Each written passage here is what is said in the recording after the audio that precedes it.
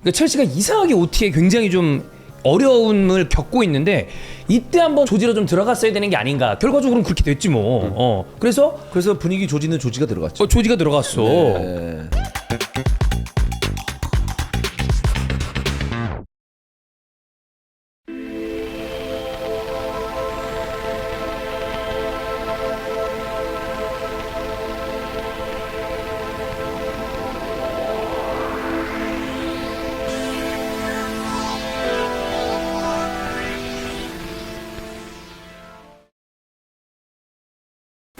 (2025년 9월 22일) 월요일입니다.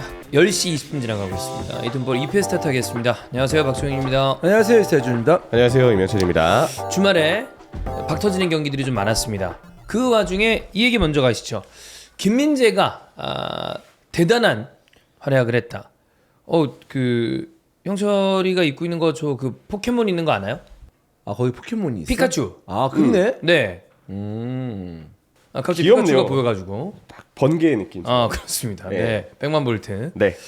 자, 어쨌든 김민재가 굉장히 잘했다. 그 얘기를 하고 이제 프리미어리그 얘기로 돌아가 보겠습니다. 왜냐하면 어제도 박 터지는 경기가 하나가 있었고, 그다음에 주원이 형 이 첼시 입결 이후에 또 재밌는 결과가 났기 때문에 많은 분들이 오늘 컨텐츠를 기다리는 분들이 많을 겁니다. 네. 네. 근데 어쨌든 김민재는 굉장히 잘했다. 그렇죠. 네. 스탯을 보니까 클리어 5번, 블락 2번, 인터셉트 1번, 태클 2번, 패스 성공 94%. 지표가 굉장히 높습니다. 무엇보다 이게 68분까지 뛰고 나왔던 지표이기 때문에 정말 김민재 선수와 이 요나탄 타가 호펜하임에게 생각보다 미네니 위기를 많이 맞았는데 그걸 막아냈는데 정말 바쁘게 움직였다. 김민재 공헌도가 특히 컸다고 생각이 듭니다. 주중 챔스에서 그 첼시랑 경기할 때 처음에 타랑 우파메카노가 나왔다가 타가 교체가 됐어요. 김민재로. 그러니까 뭐 어떤 선수가 뭐 누구는 못했고 누구는 잘했다 이런 얘기를 하는 게 아니라 그 경기에서도 김민재가 나온 다음에 첼시가 뒷공간 공략하기를 더 어려워했습니다. 어쨌든 라인을 올리는 팀이 바이언인데 그 뒷공간을 어떤 수비수가 커버하느냐에 따라서 그날 경기의 어떤 후방의 단단함이 바뀌는 바이에른 뮌헨이고, 김민재가 들어가고 난 다음에 그 부분이 조금 더 강력해진 느낌이 났는데, 그리고 난 다음에는 또 주말 경기에서는 우파메카노가 빠지고 타랑 김민재가 같이 선발로 나왔어요. 그러니까 이런 걸로 봤을 때 아마 콤파니는 지난 시즌에 워낙 수비수 뎁스로 고생을 했던 이 감독이고 팀이다 보니까 세 명의 선수를 적당하게 이제 시간을 돌려가면서 쓰겠다라는 생각을 하는 것 같습니다. 그리고 이게 지금 우리가 이거 촬영을 하는 와중에도 밑에서 용남이랑 영주 형이 이제 LAFC 경기라고 있지 않습니까? 그렇죠. 손흥민 선수가 컨디션이 좀 괜찮아 보여요. 근데 그 괜찮아 보이는 이유가 여러 가지가 있겠지만 프리미어리그보다는 아무래도 좀 LA 경기가 조금 약간 수월한 감이 있죠.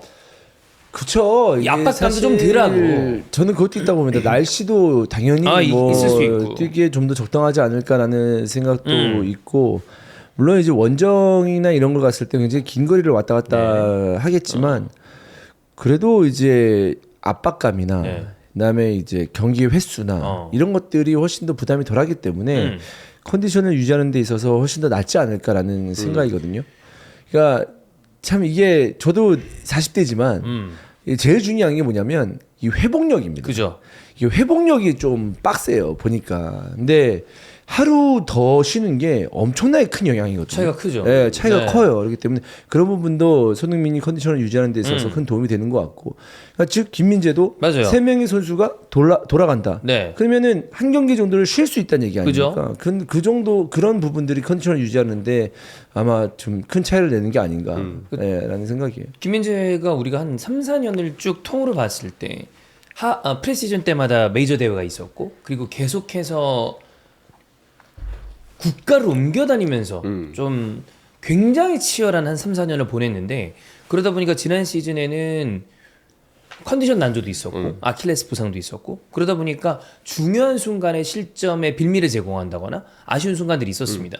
그래서 저는 초반에 이런 모습이 나올 때도, 그리고 오히려 바이에른 뮌헨 팬들이 결과적으로는 3명이 다 나올 거다, 그래서 뭐 누군가에게 밀렸다, 뭐 타와 우파메카노가 당연히 주전이지, 이런 거에 대한 이야기를 할 이유도 없고, 또 어떤 측면에서 야 타보다 김민재가 훨씬 나은데 미친 거 아니냐, 이런 이야기도 할 이유가 없다라는 이야기를 했던 기억이 나요. 근데 결국에는 김민재 선수가 초반에 약간의 휴식을 취했죠. 일단은 타와 우파메카노가 먼저 나오다 보니까. 근데 그러면서 본인 컨디션이 같이 올라온 것 같아요. 그래서 나오니까 훨씬 더 좋은 퍼포먼스를 보여주는 것 같아요. 물론 이 경기 끝나고 약간의 이제 경미한 부상 때문에 교체가 되긴 했습니다만 큰 부상은 아닌 것 같고, 그러니까 이런 걸 봤을 때 요즘 유럽 축구에서 뛰는 그 핵심 클럽의 핵심 선수들이 흔히 우리 표현으로 갈린다라는 표현에 가까운 이 수준으로 많이 뛰기 때문에 이 정도의 컨디션 조절을 할 수 있는 일정과 플레이 타임이 오히려 좀 보장이 되면 이런 S클래스 선수들은 퍼포먼스가 올라오는 것 같습니다.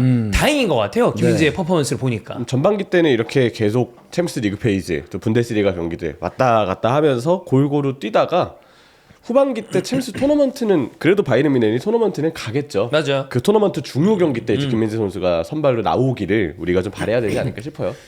이런 거를 좀 돌려서 쓰는 거를 보면 이제 고집이 세다라고 얘기했던 감독도 본인의 철학과 팀 운영의 기조를 바꿉니다. 어제 우리는 이전에 제가 축구를 보다가 충격을 받았던 장면이 하나가 벵거가 백스리를 하는 거였습니다. 그러니까 아 이런 일이 벌어지는구나. 자 그리고 우리 오늘 새벽엔 펩이 백5를 하는 걸 봤습니다. 그러니까 이제 탑 레벨에 있는 팀들이 소화하는 어떤 경기의 양이나 이런 수준과 일정의 빡빡함이 본인의 철학을 그대로 유지했다가는 철학 그 보여주기 이전에 팀 상태에 마탱이 가고 본인도 날아간다라는 걸 다들 알고 있기 때문에 이런 부분에 대해서 야 이제 센터백은 잘 안 바꾸지 주전조가 한번 정해지면 이런 것도 약간 옛날 얘기인 것 같아요. 사실 이전부터 백스리를 쓰는 팀은 주전급의 중앙 수비수 4명이 적당하고 백포를 쓰는 팀은 주전급의 중앙 수비수가 3명이 필요하고 거기서 여유가 있으면 플러스 원. 그럼 제일 좋죠. 네, 그게 제일 좋아요. 그러면 바이에른 뮌헨이 이제 백포를 쓰니까 주전급의 중앙 수비수 3명에다가 그죠. 여기서 플러스 원. 이면은 제일 적당하다고 보거든요. 나이스하죠. 네, 근데 물론 이제 이 선수들이 다 건강하다는 전제하에 그러면서 이제 돌리면은 제 경험상 팀을 운영하는 데 있어서 참 안정적이지 않나라는 생각인데 뮌헨이 딱 그 정도의 지금 상황이지 않을까라는 네. 생각이에요. 이게 오히려 김민재 선수에게 저는 좀 더 도움이 되지 않나라는 생각이 들어서 다행이고 굉장히 괜찮습니다. 그리고 뭐 K는 지금 공식 경기 7경기 13골입니다. 그야말로 진짜 씹어먹고 있다라는 표현이 적합한 해리 케인의 활약이고요. 김민재 대단한 것 같아요. 사실 이제 뭐 뮌헨 팀에서 이런저런 에피소드가 있긴 했습니다만 사실 주전 중앙 수비수로서 그동안 활약을 했잖아요. 네. 근데 우리 잊고 있었는데 계속 상기를 시켜야 될 것 같아요. 맞아요.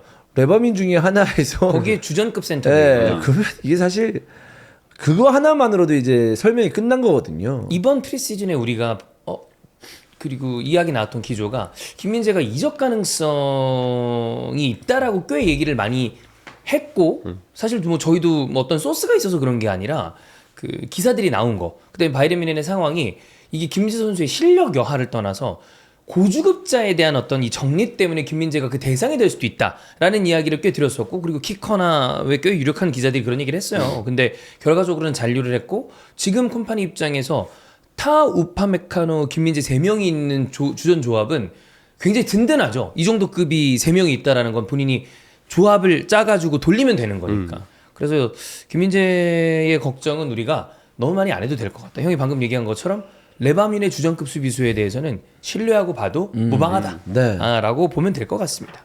자, 다음은 이 포스테코글루인데 이 아저씨 지금 3경기 무승이거든요. 그 노팅엄이 예를 들어 그 전에 물론 뭐 이번 시즌 들어와서 누누는 3경기 한 다음에 1승 1무 1패했던 걸로 기억을 하는데 부임하자마자 했었던 아스날 경기는 저는 뭐 그럴 수 있다고 봅니다. 뭐 상대의 체급 차가 좀 있고 원정이기도 했고. 근데 이제 약간 쎄했던 거는 그 엄지성이 수완지랑 경기를 하는데 0대2로 이기고 있다 3대2로 역전당한 거였거든요. 근데 이번 경기 번리전도 또 1대1로 무승부를 하면서 부임하고 난 다음에 3경기에서 무승 1무 2패가 나오다 보니까 벌써 된 거 아니야? 라는 분위기가 형성되고 있습니다. 아무래도 일단 결과가 안 나오면 다들 시선이 바라봐지는 게 내부적으로 네. 좀 감독 교체가 사실 좀 뭔가 누가 봐도 교체가 필요한 타당한 이유에 의한 일반적인 교체는 아니었잖아요. 아니었죠 전혀. 누군가는 내부에서 예. 나는 누누가 좋았는데 맞아요. 우리 감독님 왜 이렇게 자르는 거야? 나한테도 이러는 거 아니야? 이런 약간의 그런 걱정들이 좀 있을 수 있다는 생각을 네. 하거든요. 그래서 그 축구적으로 그냥 경기적으로 보면 사실 새 감독이 오고 이제 일주일 지났어요. 아스날전도 부임 오피셜 뜨고 진짜 얼마 안 지나서 바로 첫 경기를 치른 거라서 첫 경기 치르고 이제 일주일 지난 거거든요. 그런 거 생각하면은 뭐 결과는 아직 못 이길 수 있다. 네. 그리고 내용이 번리전이 끝나고 뭐 나름 이제 포스테코글루가 원하는 뭐 인버티드 풀백의 활용이나 하프스페이스 공략이나 이런 부분이 좀 보였다는 평가들이 많아요. 진첸코를 쓰고 있어요. 그렇죠. 그 인버티드 풀백의 정석이잖아요. 네네. 수비 라인도 올렸다고 합니다. 이런 부분이 뭐 포스테코글루의 색채가 이제 조금씩 드러나고 있다. 그래서 완전한 평가를 결과로 다 하기는 좀 어렵다고 보긴 하는데, 근데 괜히 이게 좀 뭔가 감독 선임에 대해서도 내부적으로 이야기가 나올 수 있는 부분이 있다는 생각이 들어서 팀 분위기가 극적으로 반등이 됐거나 뭐 다들 환영하는 분위기는 좀 아닌 거 아니야? 약간 이런 생각이 괜히 좀 드는 것 같습니다. 이게 우리가 본 게 2년이 있잖아요. 그 뭐 앞에 1년 초반 첫 번째 시즌이 괜찮았다 하더라도 지난 시즌에 유로파리그 우승에 가려져 있지만 리그 17위가 토트넘 스쿼드로 그 성적을 냈다라는 게 우리 머릿속에 있기 때문에 이런 내용과 결과가 나오면 좀 쎄하죠. 그러니까 아유 그래도 일주일은 봐야죠. 맞아요. 이성적으로는 그게 맞지만 언뜻 느꼈을 때 야 저 좀 이상한데? 라고 나오는 게 이상하지 않고, 특히나 그 포스텍의 색채가 아직은 다 드러나지 않았다. 그 얘기는 바꿔 얘기하면 색채가 다 드러나면 17위로 끝나나? 이런 얘기를 할 수도 있습니다. 아니 색채가 없을 수도 있죠. 그죠? 네, 이게 실력일 수도 있고. 네. 근데 사실 우리가 워낙 그 포스테코글루 감독 축구에 대해서 고생을 많이 했기 때문에 약간 우리 히드풋볼식으로 얘기하자면은 본인 실력 뽀록난 케이스거든요. 그쵸. 처음에 좋았다가 이제 나중에는 계속 무너지는 그런 그런 그림이었는데, 네. 그리고 나서 노팅엄으로 부임을 했기 때문에 이거 빠르게 이제 안정화를 시키지 않으면 물론 이제 뭐 벌린전에서는 좋다고 했지만 벌린은 이제 승격팀이고 또 공격보다는 수비적인 어떤 그 색채가 강한 팀이고, 네.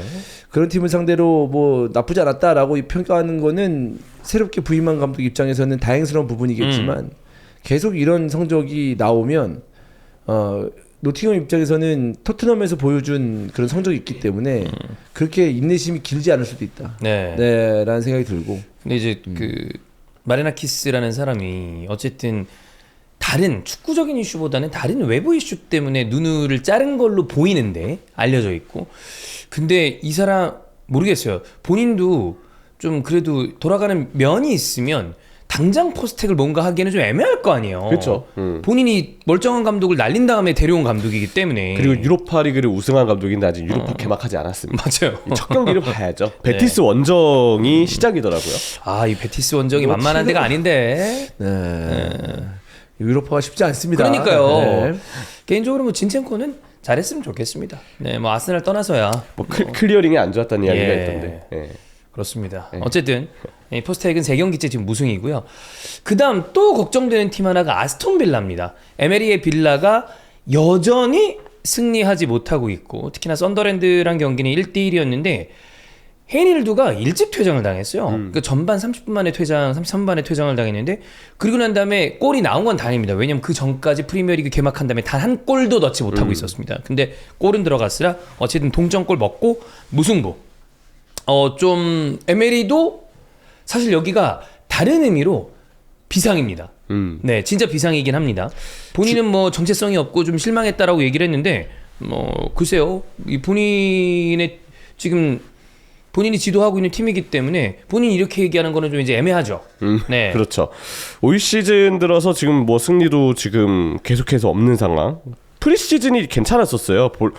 뭐 나는 세인트 루이스 시티한테도 이기고 로마한테는 4대0 승리 나오고 비아레알도 2대0으로 잡고서 시즌 출발을 했는데 막상 그 이후로는 득점도 너무 안 나오고, 네, 주중 브랜트포드전에 하비 일리엇의 골, 그리고 썬더랜드전에 매트 캐시의 골, 이게 이제 올 시즌 첫 골, 리그 첫 골이 이번 주 되어서야 나왔거든요. 예. 누가 봐도 지금은 우려스러울 수밖에 없는 분위기고 좀 많이 침체돼 있다는 느낌이 일단 지금 아스톤 빌라를 보면 좀 많이 드는 것 같아요. 동점 실점 장면도 보면은 빌라의 수비 집중력이 너무 좀 안 좋았던 상황이었고 그런 부분에서 아마 에메리 감독은 벤치에서 좌절감을 느낀 게 아닌가 그런 생각이 좀 듭니다. 그렇습니다.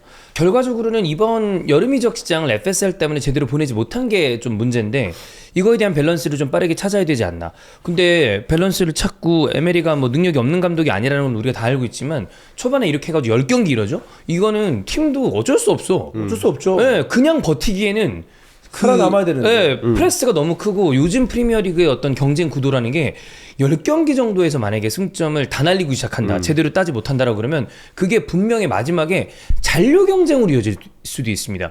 직전 시즌에 챔피언스리그 티켓을 따내기 위해 노력하던 게 마지막에는 다음 연도에 바로 잔류와 강등의 이 기로에 설 수도 있기 때문에 구단 입장에서는 에메리를 바라보는 어떤 그게 굉장히 좀 애매할 수 있다. 하지만 아직 유로파가 개막하지 않았습니다. 그래도 유로파 에메리다. 에메리는 유로파잖아요. 네. 다음 주 주중 이번 주죠. 이번 주중을 주중이죠. 네 한번 지켜볼 필요가 있지 않을까요? 근데 워낙 선수가 없다면 그것도 한계가 좀 있지 않을까. 오히려 더 유로파를 이제 병행하는 데 있어서 어려움이 있지 않을까라는 생각이고 저는 에메리 믿고 이번 시즌 6인가 7인가를 예상했거든요. 맞아요. 이미 빠르진 것 같습니다. 네, 6위 그거는 지금 정도 승점 날려먹으면 안될 것 같습니다. 애초에 네, 그래서 굉장히 지금 걱정이 되고 에메리 감독 저랑 닮았다는 얘기가 많지 않습니까? 추멜이죠. 네, 많이 닮았죠. 잘했으면 좋겠습니다. 네.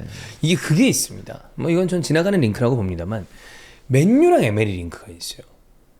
그러니까 맨유가 아모림을 날려. 근데 빌라도 에메리랑 애매해. 아니면 그러면 에메리가 나오고 싶어. 나와. 그렇게 됐을 때 맨유가 에메리를 데려오는 어떤 그런 그림이 이게 가능성이 저는 높아 보이는 느낌은 전혀 아니긴 한데 링크가 있긴 있거든요. 어떻게 봅니까? 맨유라는 팀이 수많은 감독이 지금 왔다 갔다 했잖아요. 네. 잘 모르겠어요. 솔직히 감독이 어떤 감독이 와야 되는지 뭐 구단의 문제인지 뭐 선수단 구성의 문제인지 잘 모르겠습니다. 사실 쉽게 예상할 수 없는 팀이 맨유다. 네. 라는 생각입니다. 형철이는 어떤가요? 에메리 하면 생각나는 게 역시 정말 그 확고한 두 줄 수비. 예. 그리고 그 두 줄 수비를 위해서 내려서는 게 아니고 수비 라인을 정말 많이 높여서 진짜 한창 좋을 때는 말도 안 되는 옵사이드 트랩을 많이 형성을 그랬죠. 했잖아요. 맞아요. 컴팩트한 간격 네. 그리고 빠른 자원들을 활용한 역습 거기에 패턴 이런 명확한 경기 컨셉을 에메리 감독이 갖고 있다 생각이 드는데 지금 맨유 스쿼드와 비교하면은 나쁠 건 없다고 봐요. 물론 어느 감독이 와도 삼선은 문제가 될 가능성이 지금 큰데 공격 자원에 쿠냐나 은베모 같은 선수들 수비 자원도 오히려 지금 더리우트 폼이 좋은 상황에서 백 3를 계속 고수하는 것보단 백 4에서 오히려 한번 라인 컨트롤 쫙 단기적으로 조직력을 잡고 명확한 컨셉을 갖고서 경기를 하는 게 지금보단 낫다라는 생각이 역시 많이 들고요. 대신에 이제 그 맨체스터 유나이티드가 궁극적으로 바라봐야 돼. 정말 더 윗순위로 올라가는 완전한 상위권으로 올라가는 우승권까지 올라가는 그런 위치로 봤을 때는 워낙 맨유가 큰 클럽이기 때문에 엄청난 중압감이 따를 거예요. 에메리 감독에게도. 파리 때 그 에메리 감독이 눈빛이 많이 흔들렸던 그 모습이 좀 잊히지 않는데. 아스날 때도요. 그렇죠. 그러니까 에메리가 지금까지 여태 그 거쳐왔던 클럽을 보면 그 사람의 실제 어떤 능력과 별개로 딱 반 나뉘면 돼요. 좀 규모가 큰 클럽에서는 안 됐고요. 규모가 중간 정도 되는 클럽에서 잘했습니다. 비아레알, 뭐 그다음에 세비야, 네. 빌라도 사실 중규모 정도라고 좀 봐야죠. 뭐 이번에는 어려움을 겪고 있지만 이런 걸 생각했을 때는 사실 맨체스터 유나이티드의 어떤 체급을 봤을 때 맨유 팬들은 불안할 가능성이 좀 있죠. 그렇죠. 네. 근데 기대되는 면도 없지는 않은 것 같습니다. 자, 그러면 리그 5라운드 얘기를 주요 경기 위주로 본격적으로 한번 체크해 보도록 하겠습니다. 일단 뭐 그 얘기를 해봐야죠. 몰입하고 본 이번 라운드의 추맨의 소감은 어떠한가? 첼시뿐만이 아니라 이렇게 보니 어떻더라? 근데 사실 스트레스 많이 받았어요. 이게 오늘 올라가기 전에 아마 영상 하나가 어제 형이랑 저랑 이제 가볍게 그 해장국에다가 얘기를 한 아마 영상이 올라가 있을 텐데 형이 그 얘기를 했습니다. 생각보다 스트레스 받는다. 경기가 그런 식으로 약간 그 특히나 되게 지리멸렬하게 좀 진행이 되고 그죠. 그 상황에서 옆에서 계속 뭔가 신나가지고 되게 신나서 얘기하는데 그 안에는 약간 상대 팀에 대한 약간 조롱이 섞여 있고 그러다 보니까 스트레스 좀 받더라고. 그러니까 어느 순간순간에는 좀 그 뭐랄까 당근이 형한테 치고 싶었나요?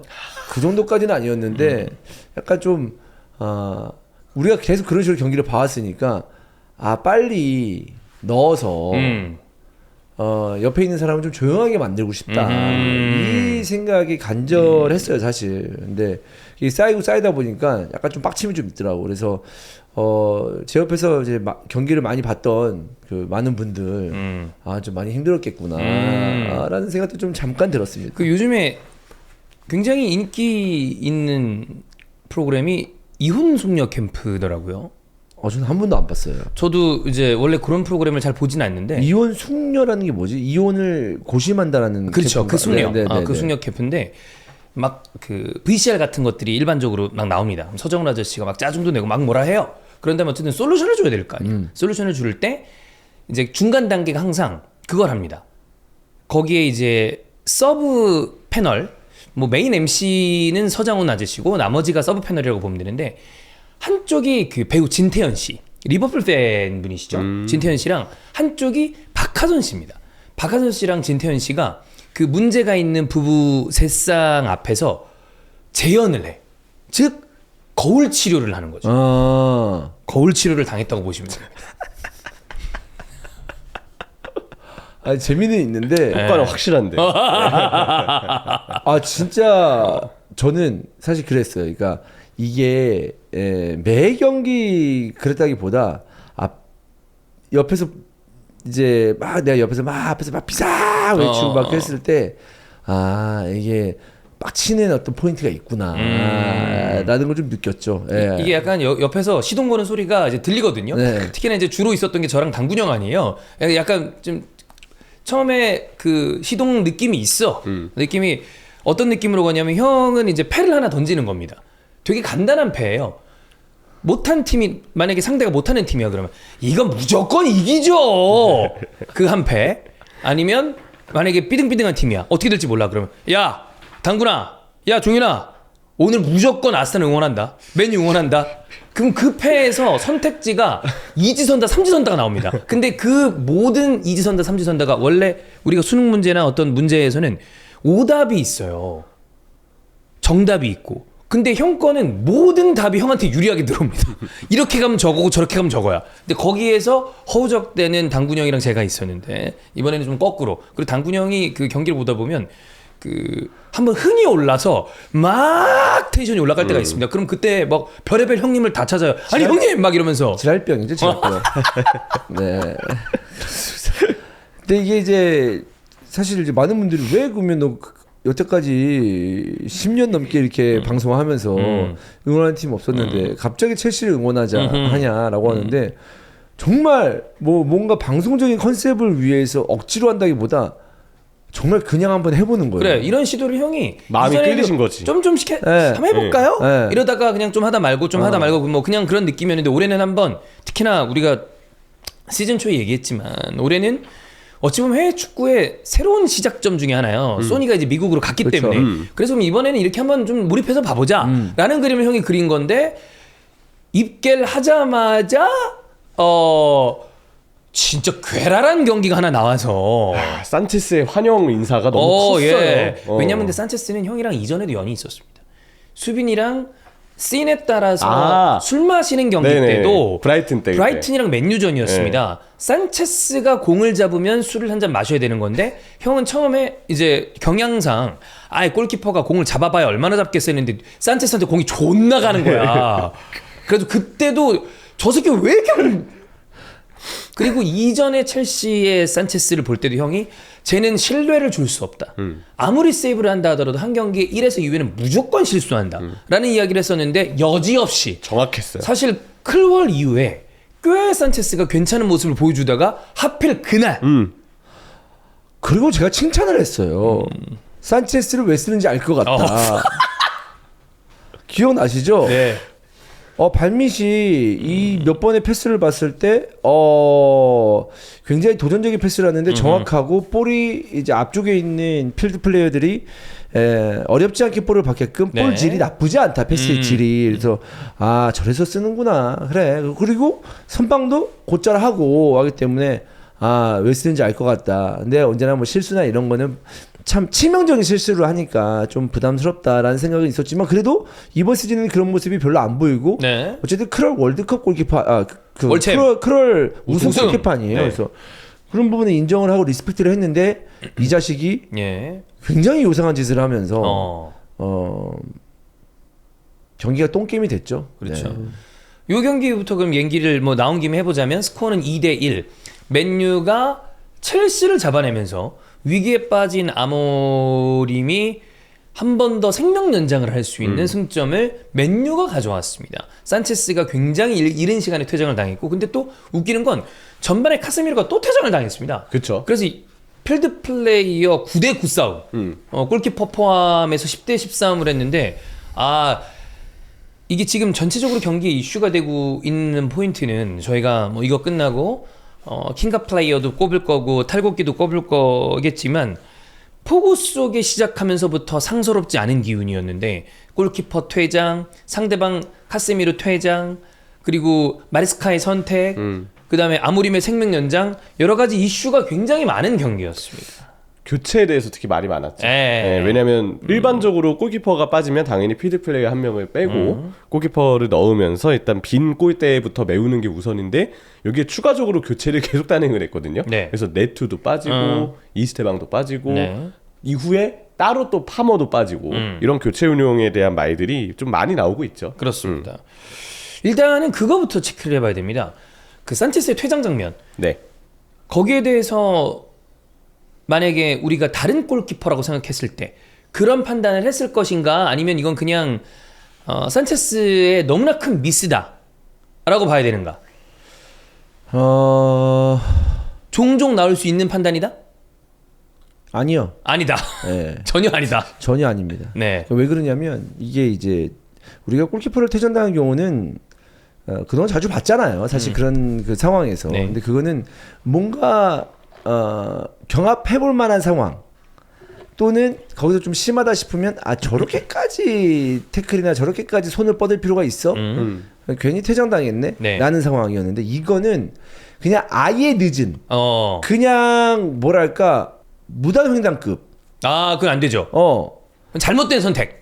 이거 신호등이 이미 빨간색이야. 네. 저기서 막 뛰어왔는데 깜빡깜빡 거리는 걸 보면서 뛰어왔잖아. 이거 건너면 안 되겠다. 좀 그러면 알랑깔랑 하겠다라고 건너면 안 했는데 되죠. 되게 딱 그 횡단보도에 진입하는 순간 바뀐 게 아니고 이미 바뀌어 있어. 근데 진입한 거야. 그러니까 그 정도의 수준인 거죠, 사실. 예, 빨간불이 들어왔는데 들어간 네. 거거든요, 사실. 노란불도 아니고. 그건 안 돼요. 예, 그건 안 되잖아요. 그죠. 그래서 이거는 그 애초부터 시작전부터 완전 꼬인 상황이었거든요. 그러니까 제가 제 경험상 말씀을 드리면 볼이 이렇게 튕겨져 나왔잖아요. 근데 거기서 이미 이 볼이 어떻게 올 것인가라는 것을 예상을 하지 못했어요. 그거는 본인이 집중을 못했던 아니면 예상을 잘못했던 어쨌든 굉장히 잘못됐어요. 스타트가 잘못됐어요. 그러면서 이제 이거는 안 되겠다라고 해서 뒤로 물러난 거죠. 이미 판단 미스 하나. 뒤로 물러났으면 쭉 뒤로 밀려나면 돼. 네. 근데 이거 먼저 앞으로 나가서 자를 수 있지 않을까? 라는 생각이 갑자기 들면서 튀어나갔어. 그죠. 두 번째 미스. 그리고 세 번째. 됐다. 이미 됐음을 감지. 그리고 은배모 먼저 볼에 접근. 여기서 어떡하지? 페널티 박스 밖에서 얘랑 조우하겠는데? 랐는데 그냥 보내줘야겠다. 어쩔 수 없다. 은배모의 실수를 기다리자. 랐어야 되는데 됐네.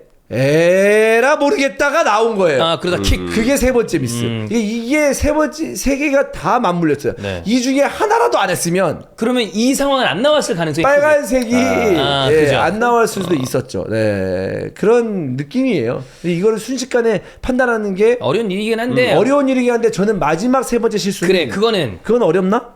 했어야 된다. 그러니까 어렵고 쉽고를 떠나서 일반적으로 우리가 이런 상황에서 이제 마르스카 감독 인터뷰도 보면 차라리 은보이모에게 먹히는 게 나았을 것이다. 즉 이런 거는 퇴장보다는 실점을 하는 게, 왜냐하면 되게 이른 시간이었고 그럼 만회할 수 있는 시간이 충분하다는 역설적인 얘기 하는데, 저는 이거 보고 나서 생각나는 장면이 있었습니다. 때는 2006년으로 돌아갑니다.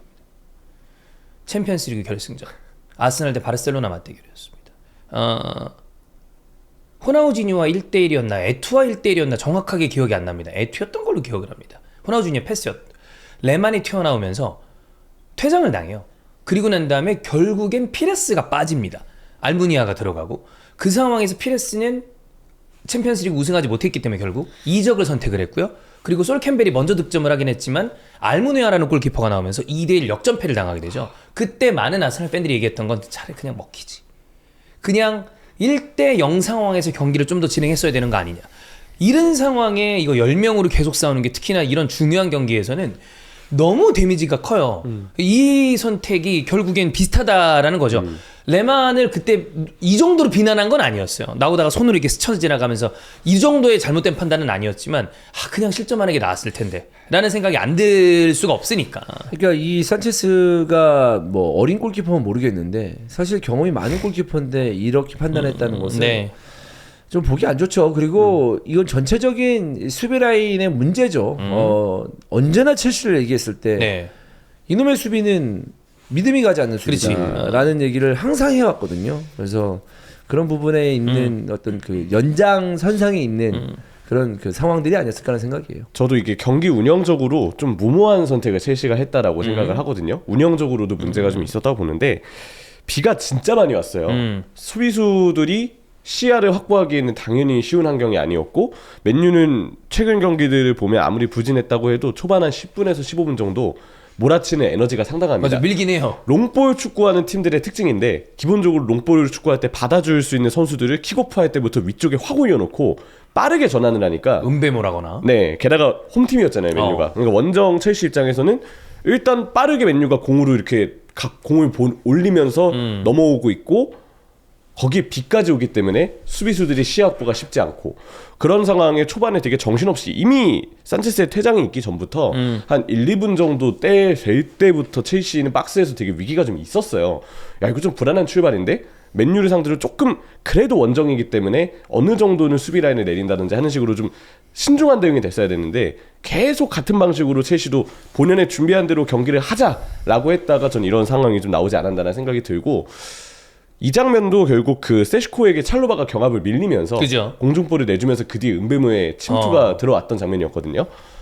뭐 토신이 선발로 들어와 있을 때는 좀 다른 느낌일 수 있지만, 저는 올 시즌 첼시의 센터백 상황을 보면 앞으로도 이렇게 공중볼 경합에서 좀 불안한 장면들이 좀 나올 수 있을 거라는 생각이 초반에 봤을 때는 좀 드는 것 같습니다. 그렇습니다. 근데 이제 뭐 이거는 글쎄요, 5개 라운드 하고 난 다음에 이 얘기가 맞는지 모르겠는데, 이거 제가 프리뷰 콘텐츠 하면서 했었던 얘기거든요. 첼시의 이적 시장을 봤을 때 포워드들을 좀 바꿨잖아요. 이선 자원들도 좀 바꾸고. 근데 그게 지금 돌아보면, 물론 리암 델랍도 부상이고 이런 상황이 이어지다 보면 당연히 제 전력을 보여주기 어렵다라는 거는 당연히 맞습니다만, 완벽한 업그레이드였는가? 라는 데에 대한 약간의 의문, 플러스 마레스카 인터뷰를 이적 시장 열려있는 동안에 보면 수비수에 대한 보강을 요청했습니다. 대놓고 요청했던 거나 다름없습니다. 근데 안 됐고, 그리고 마이크 매냥 링크가 났습니다만 결국엔 골키퍼도 산체스로 갔죠. 그래서 저희가 이적 시장에 대한 평가를 했을 때 센터백은 그렇다 손 치더라도 산체스를 계속 믿어도 되는가? 라는 이야기를 안 하진 않았어요. 근데 초반에는 괜찮았으니까 그 얘기가 안 나오다 이런 미스를 하면 결국에 작년과 그 전해에 산체스로부터 쌓여있는 데이터들이 첼시 팬도 좀 나오죠. 결국 이걸 바꿨어야 되는 거 아니야?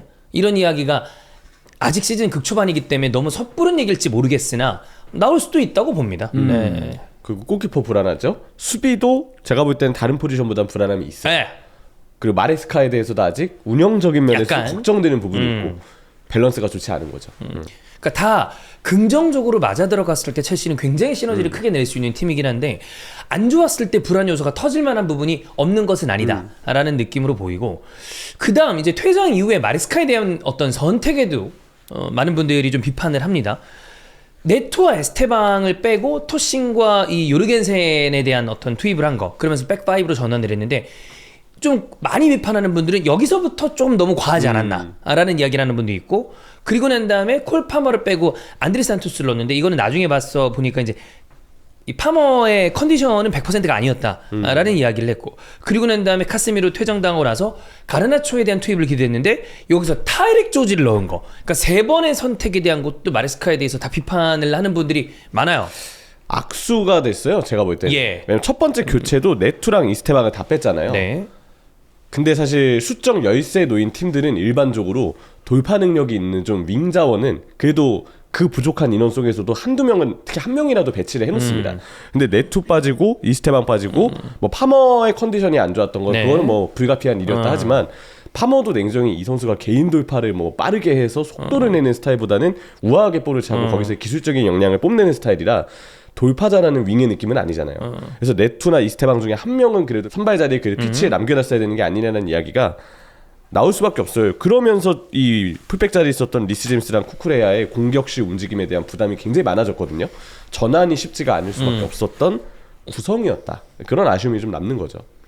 저는 개인적으로 사실 그 네투를 빼는 거에 대해서는 결과론적으로는 굉장히 좀 좋지 않은 선택이라고 보는데 어쨌든 그 상황에서 되게 단호했다라는 것은 저는 인정하고 싶어요, 솔직히. 그러니까 뭔가 어설프게 이래야 되나 저래야 되나 하면서 시간 보내는 것보다 빠르게 따닥. 이 상황에서 야 했는데 지금 0대0? 야 0대0 상황 빨리 오랫동안 유지시키고 야, 후반전 한번 보자. 우리 가라가초도 있고 네. 그 투입하면서 또 메뉴가 최근에 좋지 않으니까 일단 0대0만 오랫동안 유지시키면 돼. 네토한테 미안한데 야 수비부터 이제 안정화시키자 라고 했는데 두 골이나 쳐먹어가지고 문제지. 그치. 어떤 그런 단호한 선택이 있어서는 저는 이제 인정을 합니다. 네. 근데 본인이 갖고 있는 수비를 너무 믿었다. 그러니까 그렇게 해도 실점은 하는데. 네. 그래서 네투 그냥 90분 경기가 끝나고 나서 돌아보면 처음부터 네투를 빼면 안 됐다라는 것도 동의합니다. 저는. 네. 근데 이 감독이라고 하면 그런 책임은 감독이 지는 거예요. 그죠. 예. 솔직히 이제 마레스카 너 선택 잘못된 거 아니냐 이렇게 지금 욕 먹고 있는 거잖아요. 맞아. 근데 그런 그 당시의 선택에 대해서는 저는 아예 이해가 안 되는 건 아니었어요. 오케이. 네.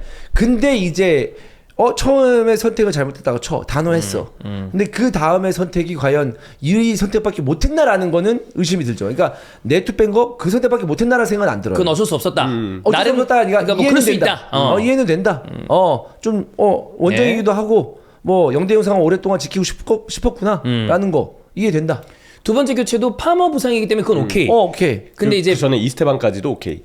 이스테방은 누군가 한 명 나와야 되는 거니까. 네. 그래서 이제 이스테방이냐 뭐 주앙 페드로냐 네투냐 이런 걸 봐 세 명 중에 한 명 무조건 나왔어야 됐어요. 왜냐하면 골키퍼를 집어넣어야 되니까. 네. 그러고 난 다음에 이제 이 부분에 대해서는 의견이 좀 갈려요. 형처럼 그건 어쩔 수 없었다라고 얘기하는 분들도 꽤 다수 있고 반대로 형철이처럼 그래도 네투 하나는 남겨놨어야 되는 거 아니냐라는 얘기도 일리가 있고 근데 이구 동성 모두 다 얘기하는 건 타이릭 조지가 웬 말이냐.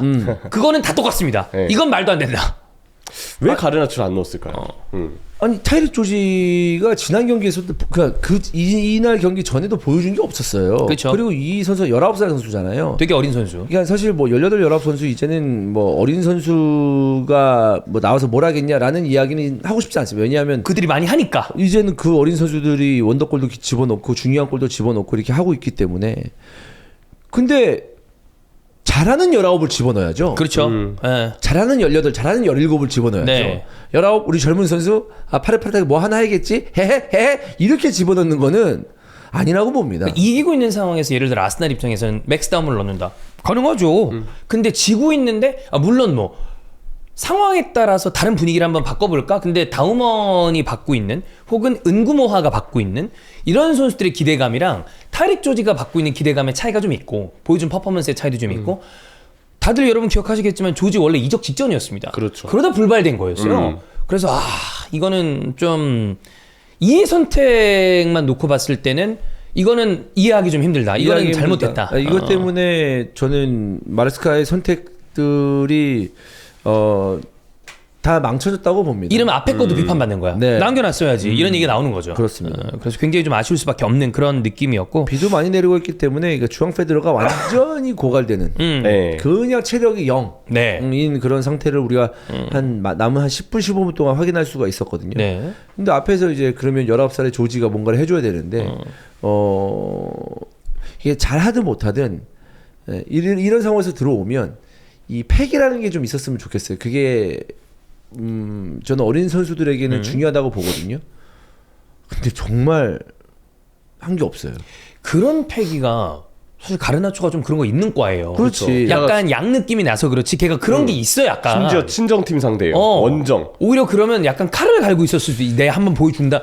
사실 지가 깽판 치고 나간 거지만 본인은 아마 그런 생각할 걸. 네. 그때 저는 OT에 그걸 풀어놨어야 되는 게 아닌가. 오히려 야유나 이런 걸 받는 거에 대해서 걱정을 했는지 모르겠는데 저는 가르나초의 스타일이 오히려 그때 더 전의를 불태우는 스타일이라고 보거든요. 그런 거 있잖아요. 사람마다 뭐 얘는 물 속성이야. 고양이나 강아지도 예. 있잖아요. 가르나초는 야유 속성이에요.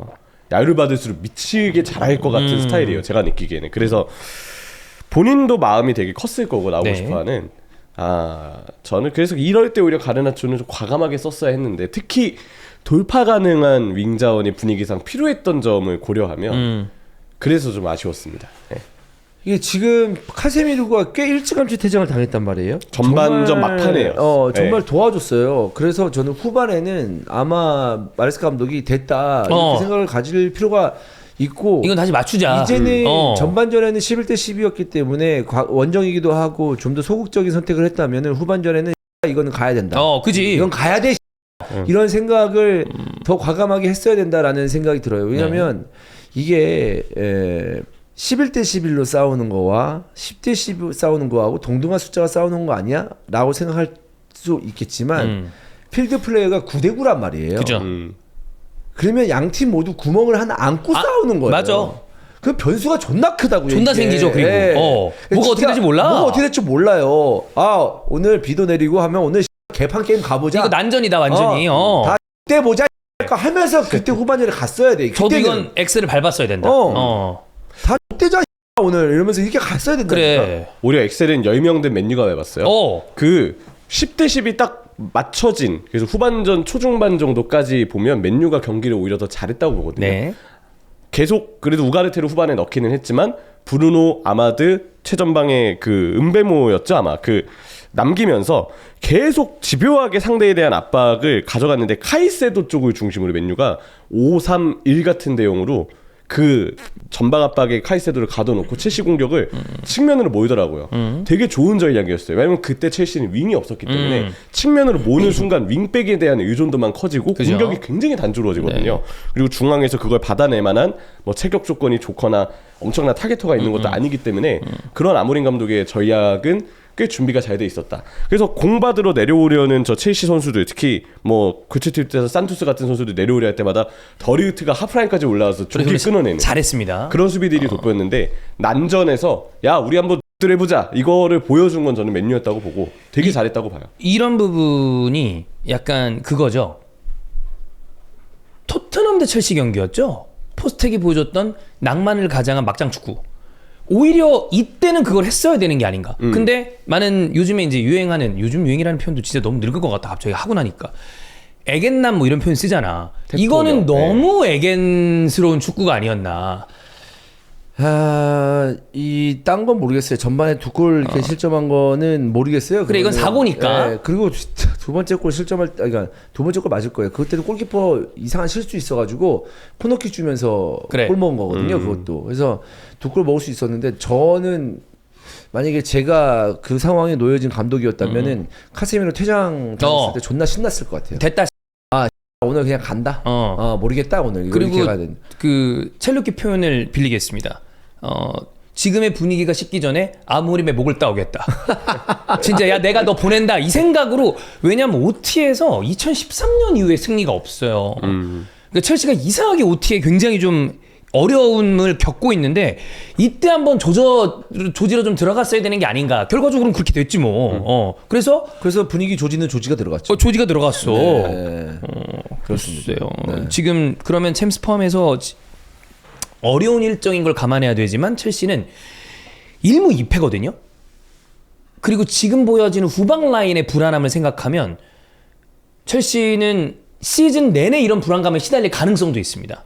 좀 첼시 팬들 입장에서는 좀 되게 좋지 않다라는 느낌의 패배가 아닌가라는 생각이고 위넨전 졸전에다가 맨유전 이런 네. 거 나오면 뭐 지난 시즌에 클럽 월드컵에 우승을 하면서 뭐 굉장히 인정을 받고 있는 마레스카 감독이긴 하지만 네.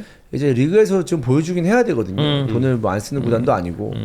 근데 너무 밸런스가 안 맞아요. 앞뒤랑 안 맞고 엔조는 집중해서 보니까 엔소도 안 좋죠. 아니 진짜 날로 먹으려고 그러더라. 애가 안정감이 없고 진짜 날로 먹으려고 해요. 패스들이 뭐가 거쳐가가지고 차분히 만든다는 느낌이 아니고 본인이 이제 리더가 돼가지고 차분히 만드는 모습을 보여줘야 되는 상황이거든요. 근데 앞에 무슨 선수가 보이면 띡띡 때려놓고 맨유가 그렇게 잘 만드는 팀도 아닌데 네. 거기다가 이제 볼을 갖다 주고 하니까 분위기가 완전히 넘어가죠. 그래서 엔조도 너무너무 안 좋더라고요. 네.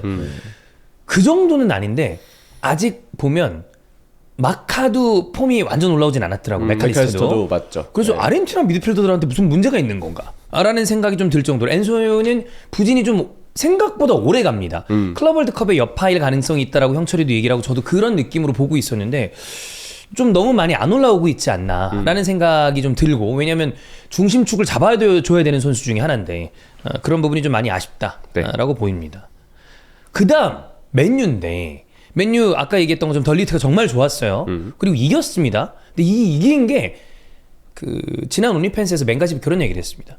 한 팀을 응원하면서 이 감독이 마음에 들지 않아서 패배하기를 바란다는 감정이 요만큼이라도 드는 게 너무 불편하다라고 얘기를 했는데 승리를 온전히 즐기긴 해야 되지만 와 이러고 아모림을 또 몇 경기 더 보겠구나 이런 생각 때문에 맨유 팬들도 조금 애매한 어떤 감정으로 이 승리를 받아들이고 계신 것 같아요.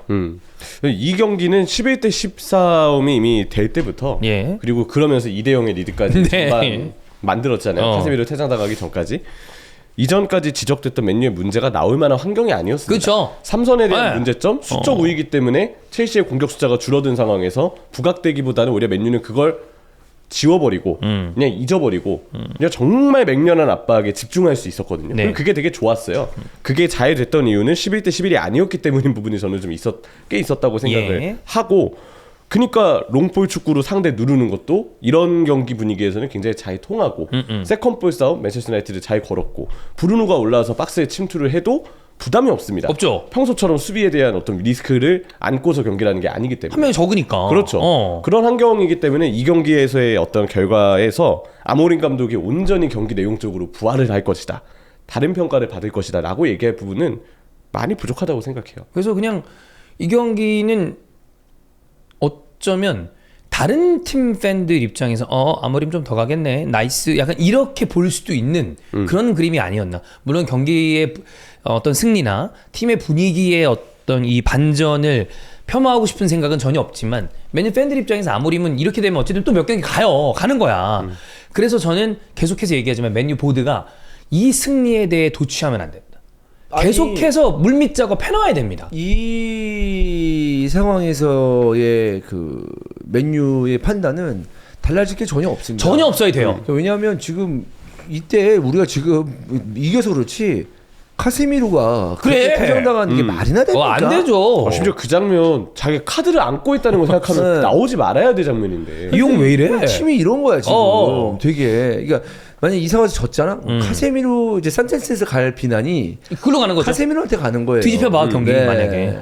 그러니까 그런 상황이기 때문에 전 달라질 게 없어야 된다고 봅니다. 그렇습니다. 자 어쨌든 이 맨유 대 첼시 경기는 2대1 맨유가 승리를 했고 자 그다음에 또 다른 빅매치 아스날과 맨체스터 시티 경기입니다. 스코어는 1대1이었고요. 맨시티는 혼란의 골 그리고 마지막에 마르티넬리가 득점을 하면서 1대1 동점으로 끝이 났습니다. 여기에 이제 이슈가 될 만한 것은 아르테타의 선발 기용에 관련된 이슈 그리고 패배 템백 정말 살다 축구에 별의별 일이 다 나오지만 펩이 이 백5로 5-4-1 수비하는 거를 다 보는 정말 특이한 광경을 우리가 봤습니다. 5-4-1 형태에 대해서는 정말 달리 수단이 없었다.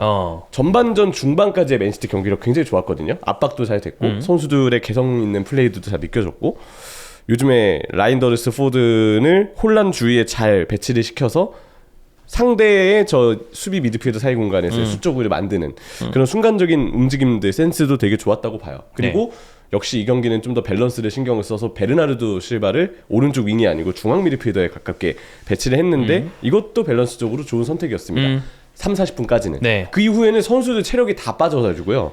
할 수 있는 게 없었다고 봐요. 벤치에서는. 휴식도 얼마 못 취했고요. 챔스가 금요일에 치러졌던 경기고 네. 그다음에 원정이었고 네. 부상자도 많고 그쵸. 빡세긴 했어요. 그리고 그 부상자가 많은 것 때문에 여기서 더 많은 멤버 변화를 줄 수 있는 상황도 네. 아니었고 신입생인 뭐 아이누리나 셰르키나 뭐 겨울에 왔지만 마르무시 같은 선수들이라도 있었으면 좀 더 활기차게 경기를 했고 다 부상이었어 근데. 혹은 로테이션이라도 돌렸겠죠. 멤버 변화라도 줬을 텐데 그럴 수 있는 상황이 진짜 아니었습니다.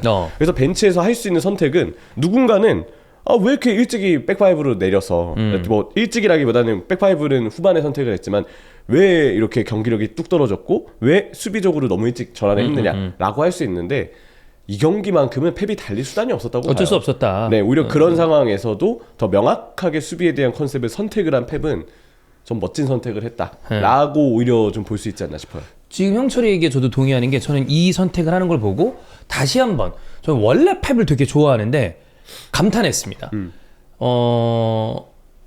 본인의 철학 아래서 축구를 한 게 펩이 이제 부임한 게 2008년 정도였던 걸로 기억을 하는데. 네, 바르셀로나로. 네. 네. 그러면 이제 17년째. 저는 유럽 축구의 가장 최첨단에 언제나 펩이 있었다고 생각하는데 사실 디테일을 들여다보면 항상 이 사람은 계속해서 변화를 했습니다. 근데 상황에 따라 어느 정도 이렇게 유연하게 또다시 대처를 하는 걸 봤을 때 왜 여전히 이 사람이 가장 톱의 자리에 있는가를 다시 한번 보여주는 것 같아서 뭐 사실 이 답답한 수비 때문에 결국 아스날은 홈에서 승점 3점을 못 따서 그런 부분이 있지만 그런 걸 떠나서 봤을 때는 진짜 펩 대단하다 라는 생각을 개인적으로 좀 했고요. 그리고 아까 방금 얘기했던 것처럼 어쩔 수 없는 상황이기도 했고 그렇죠. 그럼 승점 1점 마지막에 이 실점을 하면서 3점이 1점으로 바뀐 거에 대해서는 아쉬울 수밖에 없지만 이런 선택을 보여줬다는 것만으로도 추후에 만약에 상황이 안 좋을 때 이제는 펩이 본인의 어떤 고집 이런 거대로 후방에서 빌드업을 한다거나 이런 게 아니라 그냥 우리 할 거 한다. 그리고 합리적인 실리적인 선택을 위해서 어느 정도 내 철학을 내려놓을 수 있다라는 게 또 이 나이 때에도 변화하고 진화하는구나라는 생각을 개인적으로 했습니다. 펩에게서 제가 봤던 아마 해외 기사 표현이었던 것 같은데 펩에게서 퍼거슨의 유연함을 보았다라는 이야기가 나왔고 되게 저도 인상 깊게 봤던 평가였고 왜 금요일날 챔피언스리그 일정을 잡아놨는지 전 그 UEFA의 선택이 저도 이상해요. 그게 좀 왜 이틀이나 이 지금 차이가 너무 많아요. 두 팀의 리그 휴식 기간에 차이를 준 거잖아요. 다 저는 이해가 안 됩니다. 네. 예. 그러니까 이거 매치데이 1만 이렇긴 하더라고요. 네, 매치데이 그쵸. 2부터는 네. 금요일에 챔스를 하는 경우는 없는데 저도 이거는 제가 만약에 맨시티 팬이라면 굉장히 짜증나는 일정이었다고 봐요. 그렇죠. 네. 네. 그래서 이거는 좀 애매하지 않나. 어쨌든 저는 펩은 대단히 멋진 선택을 했고 마지막에 약간 빛이 바랜 느낌이 있어요. 이겼으면 아마 대단한 칭송을 받았을 것이다라고 보이고 그리고 또 하나 놀라웠던 것은 공격 라인에서는 도쿠고요. 네. 수비 라인에서는 돈나룸마였습니다. 월드 클래스급의 골키퍼가 가지고 있는 후방 라인에서의 위압감과 카리스마가 상대 공격수와 이 팬들에게 어떤 좌절감을 주는지 돈나루마가 보여줬다. 요 몇 년 동안 맨시티에서 볼 수 없었던 전혀 없었습니다. 카리스마였어요. 네. 사실 어찌되었던 아스날이 세트피스 상황에서 박스 안쪽으로 볼을 올리면 골 에어리어 부근으로 볼이 가면 어찌되었던 상대 골키퍼들은 부담을 느끼고 좀 고전하는 모습, 힘들어하는 모습이었는데 전혀 그런 게 없었고 마치 좀 한두 수 위에 있는 맞아요. 그런 모습, 뭐 선택이라든지 네. 아니면 피지컬이라든지 이런 것들이 상대 수비 라인을, 그러니까 상대 공격 라인이죠. 공격 라인을 압도하는 그런 모습을 보여줬었고 펀칭을 하는 모습도 자신 있어. 네, 자신 있고 빵빵 치는 거야. 이 돈나룸마 손에 맞고 나간 볼들이 이제 두 번째, 세 번째 기회들이 안 생기니까 맨시티의 수비 라인이 좀 더 안정감이 있지 않았나라는 생각이고 뭐 선방은 말할 것도 없고요. 네, 그래서 담백하게 네. 잘 데리고 왔다. 그리고 이것이 골키퍼다. 그렇죠. 후방 라인에서 조립하는 거 중요하죠. 현대 축구의 당연히 필수적인 요소 중에 하나인데 골키퍼의 가장 우선시돼야 될 덕목은 무엇인가? 세이브다. 박스 안에서의 그 사실 돈나루마가 이전에 어렸을 때 데뷔한 다음부터 지금까지 행보를 보면 욕먹기 좋은 행동 진짜 많이 했습니다. 일단 AC 밀란 산시로 근처는 접근하기 힘들죠. 네. 기억하시겠지만 돈나룸마에 이제 우리나라에 또 돈이 걸려 있기 때문에 이 선수가 어떤 연봉 요구가 되게 과격해요. 그리고 팬들이 그래서 막 돈 날리는 세리머니하고 그랬었어요. 네, 그 밀란 파리 챔스 네. 그때 밀란 원정 갔을 때 그때 골대 뒤에서 돈 지폐가 날아왔어요. 맞아요. 물론 이제 만든 거긴 만든 거죠. 근데 그럼에도 불구하고 이 선수가 지금의 위치에 있을 수 있는 건 흔히 우리 요즘 표현으로 돈미세라는 어떤 밈을 압도하고도 남는 그 실력. 그것 때문에 물론 월드컵은 못 나갔습니다만 단 한 번도. 저는 어제 돈나루마 보고 그래 이게 우리가 알고 있던 골키퍼가 보여줘야 되는 위력이다. 여기서 발밑까지 좋으면 그거는 전성기 노이어입니다. 그러니까 그런 키퍼는 제외한다 그러면 아마 제가 모르긴 모르지만 에드리송이었거나 트래포드였죠. 저 아스날이 뒤집었을 수 있다고 봅니다.